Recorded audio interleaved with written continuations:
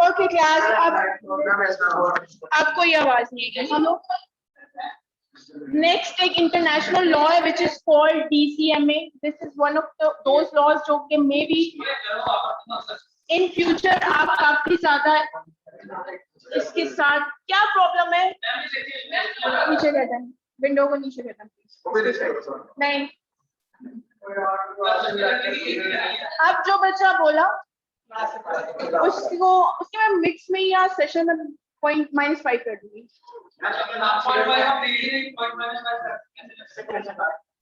Okay, so let's just discuss this law or act. It's called DMCA. DMCA ज्यादा important है क्योंकि बहुत से इंटरनेशनल जितने भी, क्योंकि इंटरनेशनल बॉडी है जिन्होंने ये लॉ एक्ट बनाया हुआ है और जितने डिफरेंट कंट्रीज है ना वो अपने एक्ट इसी को देख के ड्राइव करते हैं। ये स्पेसिफिक एक्ट जो है it's called digital millennium copyright act. That means ये ओवरऑल दुनिया में जितनी भी आपकी कॉपीराइट प्रोडक्ट्स होते हैं या इंटेलेक्चुअल प्रॉपर्टीज होते हैं उनकी प्रोटेक्शन के बारे में डिफरेंट गाइडलाइंस प्रोवाइड करता है कि हमें इसको किस तरह जो है वो करना चाहिए, प्रोटेक्ट करना चाहिए। This is actually being designed in USA, but इसी का एक डिफरेंट वर्जन जो है वो यूके में यूज होता है और इसी का एक डिफरेंट, थोड़ा सा डिफरेंट, माइनरली डिफरेंट वर्जन जो है वो यूरोप में यूज हो रहा है अभी। और ये सिर्फ आपकी डिजिटल डेटा जो आप नॉर्मली सिर्फ आपका पर्सनल डेटा और इन चीजों पे नहीं आता, जो बैंकिंग डेटा होता है, जो सोशल नेटवर्किंग साइट्स में आप डेटा प्रोवाइड करते हो, like any kind of digital information और data that goes out there on internet, ये सारा उसकी प्रोटेक्शन के बारे में इसमें डिटेल्स प्रोवाइड की जाती है। मे बी उन्होंने इसी से अपना ही तो फॉर्मुलेट किया होगा।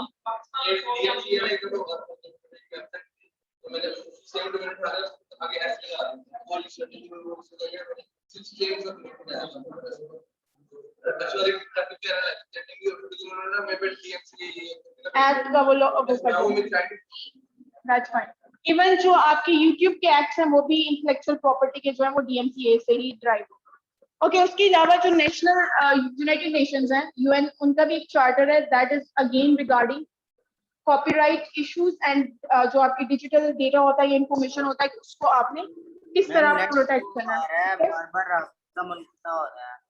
हमारा अच्छा ठीक है, 2 मिनट रुक जाए हमारा।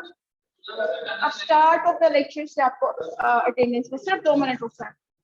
आपको इंफॉर्मेशन वॉरफेयर के बारे में पता है ये क्या होता है? छोटे भाई को लेने जाना, अटेंडेंस लगा।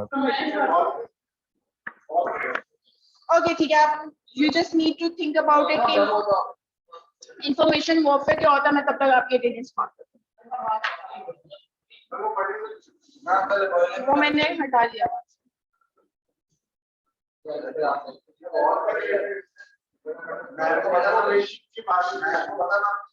वॉरफेयर क्या होता है वैसे नॉर्मली?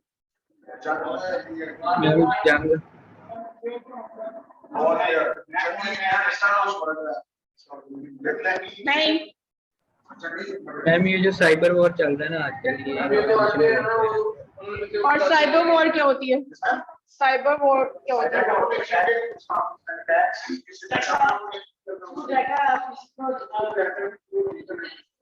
मैम, ये थ्रू नेटवर्क से कंट्रीज एक दूसरे का डाटा को इन्फिल्ट्रेट करते हैं, यूज करते हैं और उसके थ्रू फिर कंपनी मतलब कंट्री को नुकसान पहुंचाने की कोशिश की जाती है उसके एसेट्स। हाँ जी, एक्चुअली जो इंफॉर्मेशन वॉरफेयर होता है या साइबर वॉरफेयर होता है, दैट मीन्स थ्रू इंफॉर्मेशन। आपने आजकल कभी न्यूज में नहीं सुना व्हेन ISPR इज सेइंग कि Pakistan is under attack because of information warfare, Pakistan के बारे में मिस इन्फॉर्मेशन फैलाई जाती है। इवन रिसेंटली एक बहुत मेजर रिपोर्ट आई थी जिसमें कि इंडिया की hundreds and thousands of organizations जो है वो इंटरनेशनली वेबसाइट्स बना के पाकिस्तान को डिफेम करी थी, यहाँ के कल्चर के बारे में फेक न्यूज बनाते थे। That was information warfare. जब आप इंफॉर्मेशन को यूज करके किसी भी कंट्री के बारे में या most information like again technology, digital information के थ्रू डिफेम करने की कोशिश करते हो नेशन वाइज, और ये इंटरनेशनली बहुत ज़्यादा होता है। जैसे कि अगर आपने पाकिस्तान को डिफेम करना है तो आपको पाकिस्तान में बलोचिस्तान के फलां एरिया में वहाँ की आर्मी ने या रेंजर्स ने लोगों को ऐसे मार दिया और वो 10-12 डेड बॉडीज जो है फेक करके तो वो पर दिखा दो लोग। And then there is this वैसे जो information warfare है, अभी recently you might have heard this, Israel के जो former एक्सटीरियर मिनिस्टर थे, उन्होंने अपने ट्विटर पे एक ट्वीट की थी जब उनका पैलेस्टीन के साथ वो चल रहा था, उसमें उन्होंने कहा कि जो वहाँ का जो उनकी Gaza Hamas is hidden in this specific hospital, Shifa hospital उसका नाम बताया उन्होंने, और उसमें शिफा हॉस्पिटल इस्लामाबाद की पिक्चर दिखा के कहा कि इसमें हमास जो है वो छुपा हुआ है and all that was actually to create some chaos on internet, क्योंकि पाकिस्तानीज को तो पता था वो शिफा इंटरनेशनल हॉस्पिटल है, but what he wanted to do कि वो एट अ टाइम एक क्योस क्रिएट करना चाह रहे थे, लाइक एक इंफॉर्मेशन वॉरफेयर के एरा में आप इसी तरह लोगों को डिफेम करते हो, so that is wrong thing. उसके अलावा आजकल तो सबसे बड़ी जो प्रॉब्लम है करंट में वो है deep fake. How many of you know about deep fake? Deep fake, चले आप सब लोग अपनी अटेंडेंस मार्क कर ले, मैं आप लोगों की भी जो है वो अटेंडेंस कलेक्ट कर लेती हूँ। क्या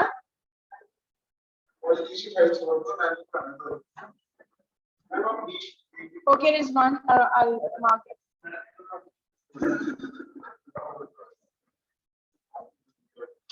ओके, डीप फेक क्या होता है? डीप लर्निंग क्या होती है? This is being recorded and I'll grade your sessionals accordingly. जी, जो बच्चे ऑनलाइन है, do they know about के डीप लर्निंग या डीप फेक क्या होता है? Anyone? यस मैम, एआई के थ्रू वो पैटर्न्स जो हैं उसकी बेस पे ना वो उसको ट्रेन करता है। एक होती है machine learning, where you have this data set and you give that machine और वो उस पे लर्न करती है। डीप लर्निंग ये होती है कि उसके बाद भी वो कंसेक्टिवली अपने बिहेवियर और एनवायरनमेंट से पिक करके लर्न करते रहती है, जिसको normally actually both are different types of AI, artificial intelligence की डिफरेंट। अब डीप फेक क्या होता है कि आप डीप लर्निंग को यूज करते हुए किसी इमेज, किसी वीडियो, किसी इंफॉर्मेशन को इस तरह फेक करो कि उसको आइडेंटिफाई करना मुश्किल हो। लाइक नॉर्मली आप क्या करते हो, आप फॉरेंसिक करते हो, आपको पता चल जाता है ये इमेज, ये वीडियो जो है ये फेक है या it's being fake, all pixels are being fake from different places, और आप उसको कर देते हो। जो आप ये वो नॉर्मली नॉर्मल होती है। जो डीप फेक होता है वो डीप लर्निंग के थ्रू होता है, दैट यू लर्न, आप बहुत एक्सटेंसिवली अपने सिस्टम्स को ट्रेन करते हो कि वो उस तरह का फेक डेटा जो है वो प्रोड्यूस करे। डिपेंड्स अपॉन आपके पास टेक्नोलॉजी कौन सी है।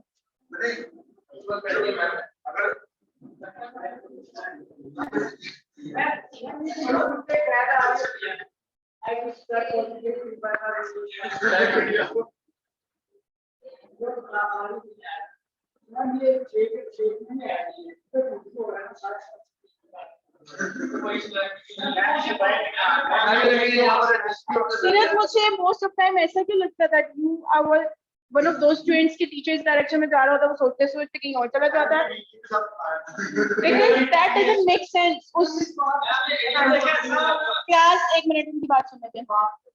जी जी,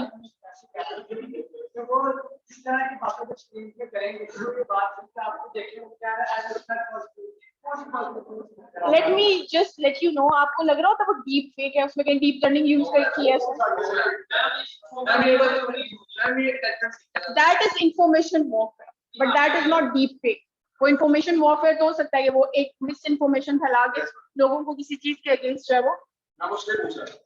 सो यूनाइटेड नेशंस जो है, they have this charter against such policies कि अगर कोई भी नेशन, किसी भी या कोई ऑर्गेनाइजेशन दूसरों को डिफेम करने के लिए मिस इन्फॉर्मेशन फैलाती है तो उनके खिलाफ भी एक्ट होना चाहिए।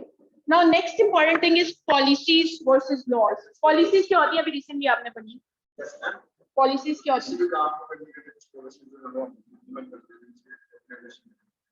होती है like they are baseline guidelines about how to और what we are expecting out of this work.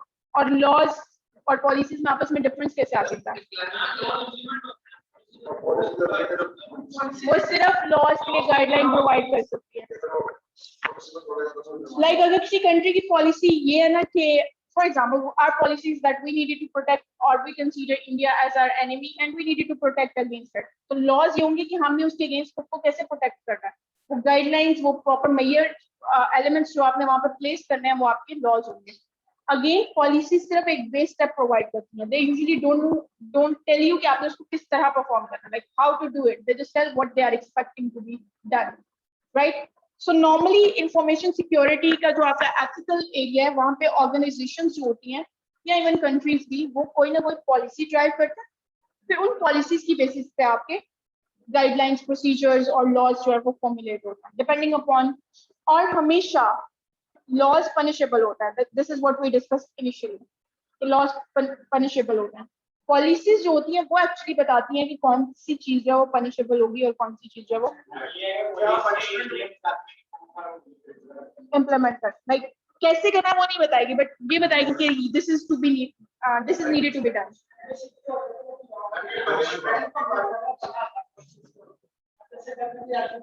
हाँ, लेकिन ये है कि देखिए जैसे पॉलिसी है लेकिन वो उस ऑर्गेनाइजेशन के लिए के अंदर पनिशेबल हो सकती है जस्ट बिकॉज कि आपने उस पॉलिसी के ऊपर जो भी स्टेप्स थे उनको फॉलो नहीं किया. लेकिन ओवरऑल नॉर्मली जब आपने लाइक ऑर्गेनाइजेशन के बाहर कंट्री या नेशन लेवल पे बनाना होता है फिर आप पॉलिसीज नहीं बनाते, फिर आप डायरेक्ट लॉज बनाते हैं. ओके जी, there are these 10 commandments about or commandments about information security. Just go through them one by one.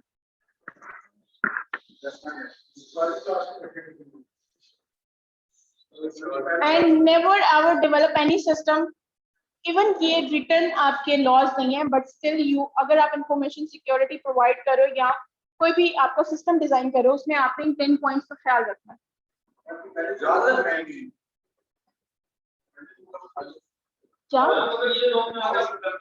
Those shall not, that means this shouldn't be happening. Those shall not.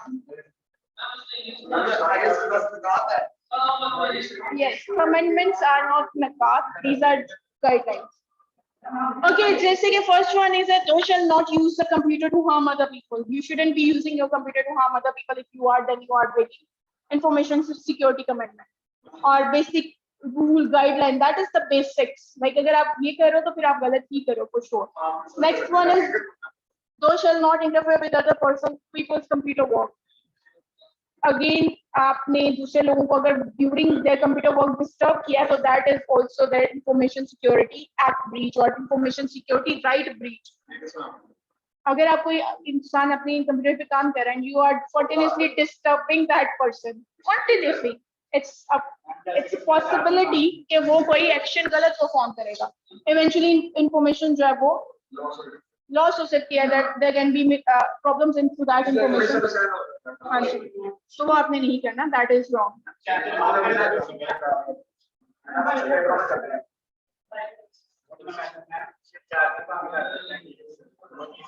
Yes. But as long as that person is working, then you can. क्या करें?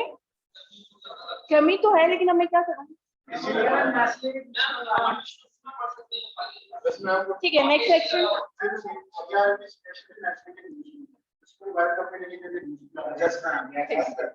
Okay, then there are these 10 commandments. Please make sure to just read through them. First, you might not be asked class. You might not be asked directly कि ये 10 commandments लिखे, but ऐसा हो सकता है कि आपको कोई question ऐसा हो जिसमें आप justification के लिए इनमें से किसी को use कर सकें. फिर आपको ज़्यादा परेशानी होगी because there would be more difficult questions. Yeah, okay. जैसे कि हम start में कह रहे थे कि हर culture to cultural हमारे ethics different होते हैं और इसमें हमने वैसे जनरल इंफॉर्मेशन या जनरल डिस्कशन की थी about red colour, about number 13. Apart from that कौन सी ऐसी चीजें हैं जो general like culture to culture ethically vary कर रही होती है? मतलब आपने कभी ऐसा सुना है? मतलब कि हमारे कल्चर में for example that's allowed, that's normal, but दूसरे कल्चर में वो बहुत गलत समझा जाता है, या कोई ऐसी चीज जो दूसरे कल्चर में सही समझी जाती है लेकिन हमारे कल्चर में से बहुत बुरा समझा जाता है? ड्रेसिंग होती है ma'am. Yeah, that also formulate to some extent ethical. Numbers के अलावा ethical values, routine में करने वाले काम, like इसके अलावा behaviors जो हैं उसमें. Do you know there were, वैसे तो it's not that much of a big deal, but कुछ cultures में किसी से किसी भी person से उसकी age पूछना जो है वो ethically बहुत बुरा समझा जाता है. जैसे नहीं यहाँ पे तो बस बुरा नहीं समझा जाता. जैसे कि Korean culture में if you are going to ask that person's age, so that's considered very rude. तो आप पता है normally क्या पूछते हो? You ask about the year of God. वो गलत नहीं समझा जाता. That's normal.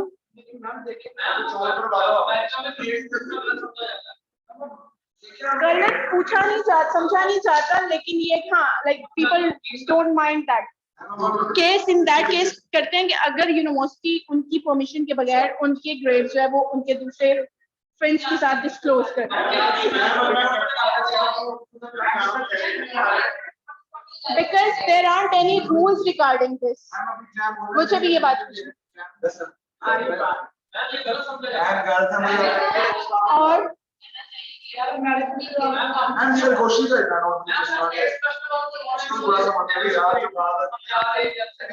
जो बच्चे ऑनलाइन है they have any such example क्योंकि यहाँ पे तो फिजिकल और ऑनलाइन एग्जाम्स की बहुत बड़ी बहस है.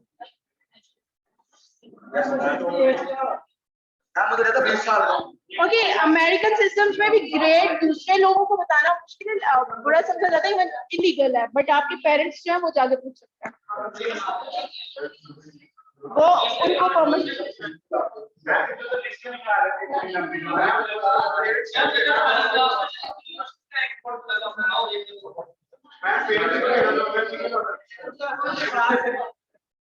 आपको नहीं लग रहा कि मैं क्लास में हूँ?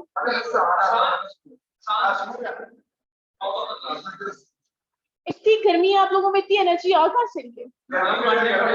ऐसे बच्चे होता है जो चुप करके बैठे होते, बोलना नहीं है.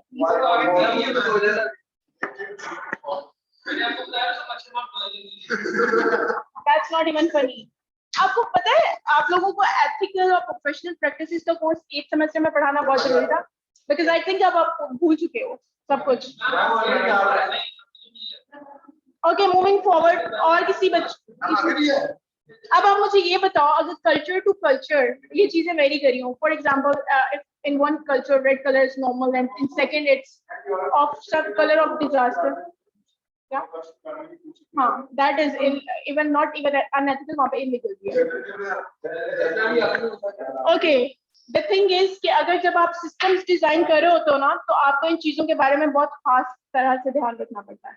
Because for example you are designing in a website for an international user set, तो उस केस में आपने ध्यान रखना है कि अगर वहाँ पे एक पूरा यूजर सेट जो है वो आपका चाइना से भी है, तो आप यू मस्ट मेक श्योर आप उन्हें मे भी खुश करने के लिए रेड कलर का पूरी वेबसाइट डेवलप करो. But for the same reason किसी और कल्चर में रेड कलर बहुत गंदा और लॉस और इस चीज डेंजर का साइन समझा जाता है. तो आपने ये देखना है कि अगर आप स्पेशली सेंट्रल यूज्ड वेबसाइट्स बना रहे हो तो आपने हर चीज को, या फिर नॉर्मली ऑर्गेनाइजेशंस क्या करती है हर कंट्री के लिए डिफरेंट लाइक उसके पेजेस और डिफरेंट डोमेन्स बना देते हैं, और उससे क्या होता है कि आप वेरी कर लेते हो लाइक हाँ, बट दैट वो ऑलरेडी जनरली डिजाइन पेज है, उस पर उन्होंने कभी भी कोई स्पेसिफिक कल्चर को हर्ट करने के लिए कभी उन्होंने किया नहीं. Like they do think about all these things. Yes वो एथिक्स एजुकेशन में वैसे तो एम्प्लॉयज की ट्रेनिंग और इन चीजों में तो बहुत मैटर कर रहा होता है. एजुकेशन में भी एथिक्स मैटर करता है ना? करता है ना? और किस सेमेस्टर में पढ़ाए गए थे एथिक्स? कितनी देर याद रहे थे आप लोगों को?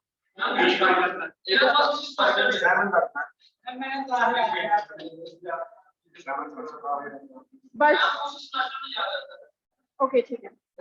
बट अभी आपने ऑर्गेनाइजेशंस में भी जाना है. प्रोफेशनल प्रैक्टिसेस अगर आप में नहीं होंगी during interview, there are definitely like जितनी अच्छी ऑर्गेनाइजेशन है, name that organisation and just let me tell you कि उसमें एक साइकियाट्रिस्ट बैठा होगा. The person who is going to evaluate you just because on the basis of your movements. See, this is what I was discussing. Always remember one very important rule.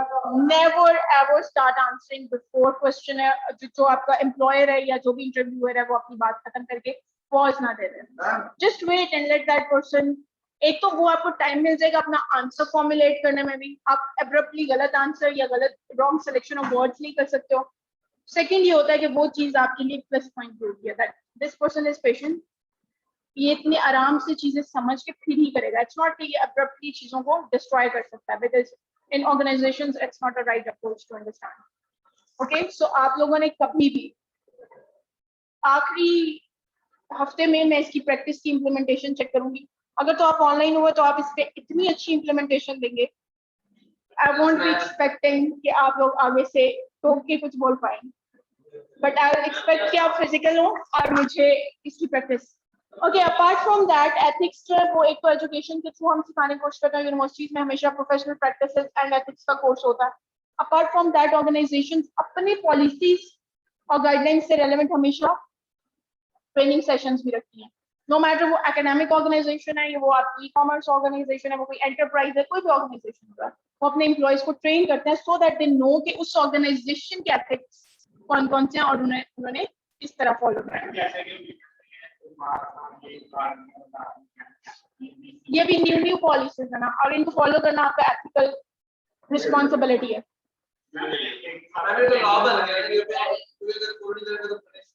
That's as long as it's law, then you have to follow और उस पर punishment मिलेगी.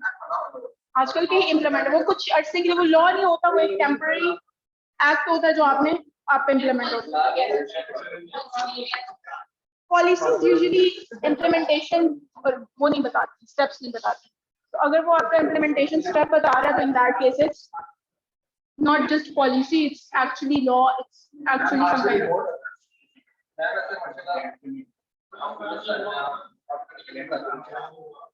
Okay, remaining जितनी भी आपकी slide है, specially ACM का जो पॉलिसी चार्टर है वो आप एक दफा देख लोगे because that's very important. Again अगर आप कभी किसी ऑर्गेनाइजेशन में जा रहे हो, बहुत ऐसी ऑर्गेनाइजेशंस होती हैं जिन्होंने इन्हीं चार्टर से अपनी पॉलिसीज जो है वो ड्राइव की होती हैं. और स्पेशली अगर आप कभी कोई सर्टिफिकेशन करने वाले हो तो वो सर्टिफिकेशन जिस भी ऑर्गेनाइजेशन के चार्टर के अंडर आ रही होती है उसमें यूजुअली जैसे हमारे यहाँ पे जनरल नॉलेज के क्वेश्चंस होते हैं ना नॉर्मल एग्जाम्स में, जब कोई भी कंपेटिटिव एग्जाम हो उसमें कुछ 5 क्वेश्चन जीके के भी आ जाते हैं. Same goes over here. जब भी आप कोई सर्टिफिकेशन कर रहे होते हो तो अगर उस ऑर्गेनाइजेशन की सर्टिफिकेशन में जनरल इंफॉर्मेशन रिक्वायर्ड है इस तरह की तो वो भी आपको पता होनी चाहिए. There is ACMs, then there is Information System Audit and Control Organization, then CSI. अगर आप सिक्योरिटी में कभी गए तो इससे आपका बहुत ज्यादा you must be coming across this most of the time, especially अगर आप कंप्यूटर सिक्योरिटी उसमें जाते हो तो. Then there are so many other security organizations. So please आप एक काम करेंगे कि आप इन सबको देखेंगे. Last, and this is a must. Again, I'm telling you, you might not have to answer it directly in the exam, but what if you have to support your answer और वहाँ पे लिखा हुआ है कि justify your answer. जिस तरह last में मैंने आपको कहा था कि आप कौन सा डेटाबेस एन्क्रिप्शन टेक्निक यूज करोगे, just justify that. तो अगर आपने जस्टिफिकेशन करनी है तो वो ये नहीं कह सकते आप मेरी मर्जी वाला हिसाब नहीं हो सकता. It's definitely be जब भी आपने जस्टिफाई करना होता है कि कोई सॉलिड रेफरेंस के साथ आप करो ना तो वो आपको हार्डली वहां पे एक पॉइंट जो है वो इन्वेस्ट करना पड़ता है. वही आप बगैर सी उसके करो सॉलिड पॉइंट के साथ तो आपको 10-10 लाइंस भी लिख दोगे तो भी वो उतना स्ट्रॉन्ग इम्पैक्ट नहीं होता. आप कौन सी डेटाबेस इंक्रिप्शन टेक्निक यूज करोगे? फुल डेटाबेस, सारे एक्ट्स को आपने देखना है बस. That's it. क्या स्टार्ट में मैंने क्वेश्चन पूछा था, लास्ट लेक्चर में भी पूछा था कि जब डेटाबेस इंक्रिप्शन करनी होती है तो what would be the right approach? Complete database encryption by attributes और कंप्लीशन फील्ड्स या फिर रूल्स? अगर सिनेरियो नहीं है तो आपने उस टाइम पे जस्टिफाई करना है ना कि मैं ये यूज करूंगा बिकॉज ऑफ दिस रीजन.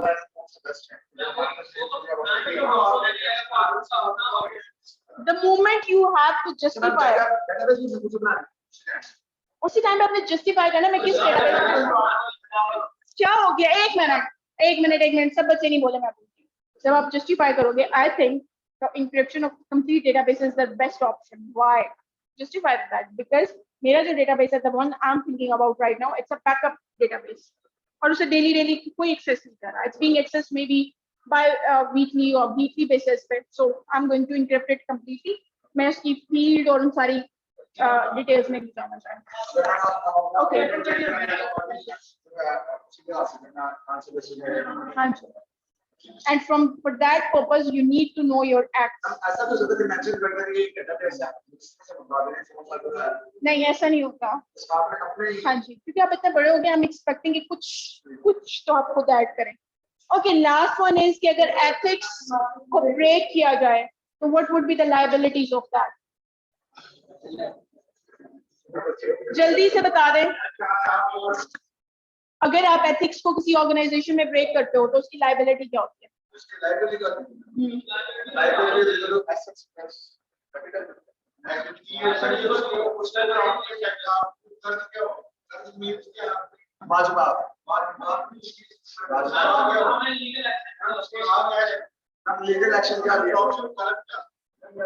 और अगर आप सोसाइटी में एथिक्स ब्रेक करते हो तो अगर लॉ नहीं है वो तो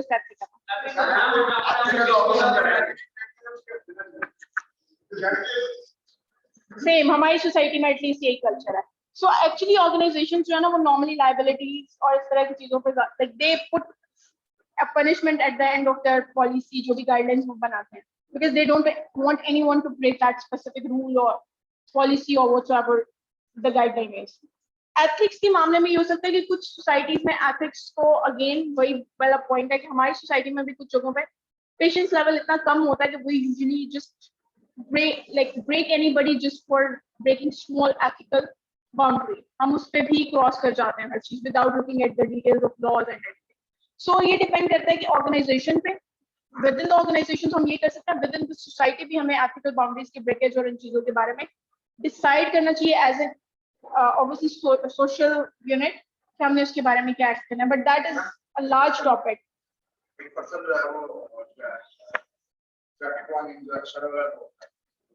अगर वो शरारत होगा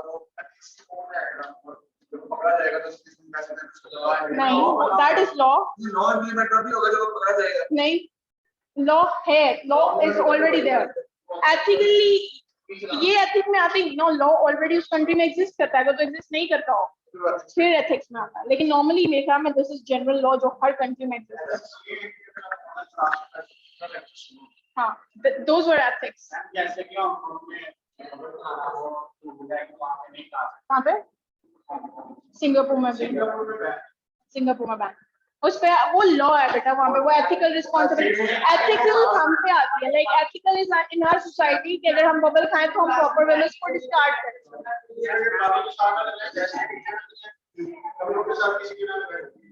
Yes. Okay, class. There is this detail about today's lecture or summary about today's lecture. Try to make sure. पता नहीं किसका फोन वाइब्रेट यहाँ पे कर रहा है। ओके, सो अब इसको बाद में ले लीजिएगा। समरी आज के लेक्चर की ये है कि ethical laws, your policies, these are all these things जो कि ऑर्गेनाइजेशंस का स्मूथ वर्किंग, कंट्री में किसी के इंफॉर्मेशन प्रोसेस की स्मूथ वर्किंग के लिए बहुत जरूरी होती हैं। सो मेक श्योर कि आप जब भी किसी ऑर्गेनाइजेशन को फॉर्मुलेट करें या किसी ऑर्गेनाइजेशन में काम कर रहे हो तो आपको उसकी गाइडलाइंस के बारे में पता होना चाहिए। अगर आपने खुद से फॉर्म करनी है तो then you need to know the general acts that are out there.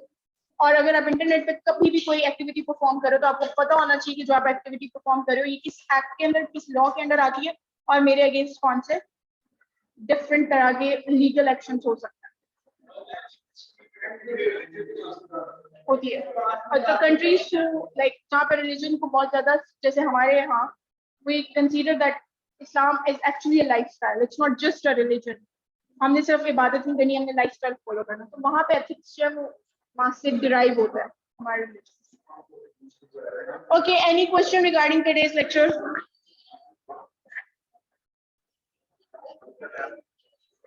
और किसी बच्चे का कोई सवाल जो एंड पे बैठे हुए हैं और जो ऑनलाइन है?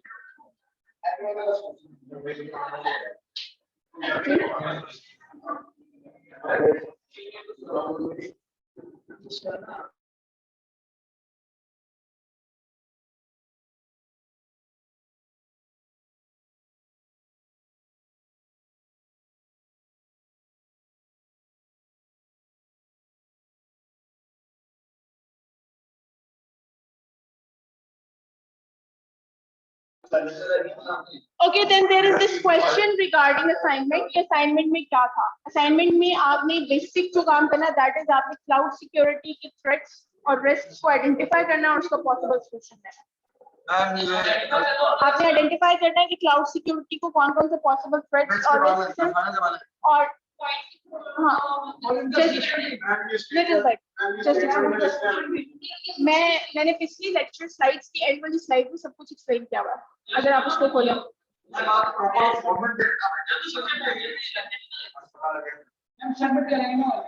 मैं पोस्ट जनरेट कर देती हूँ।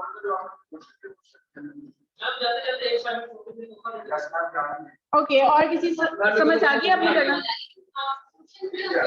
हाँ, सॉल्यूशंस को भी एक्सप्लेन कर। क्या? संडे सॉन्ग पे। संडे 11:59।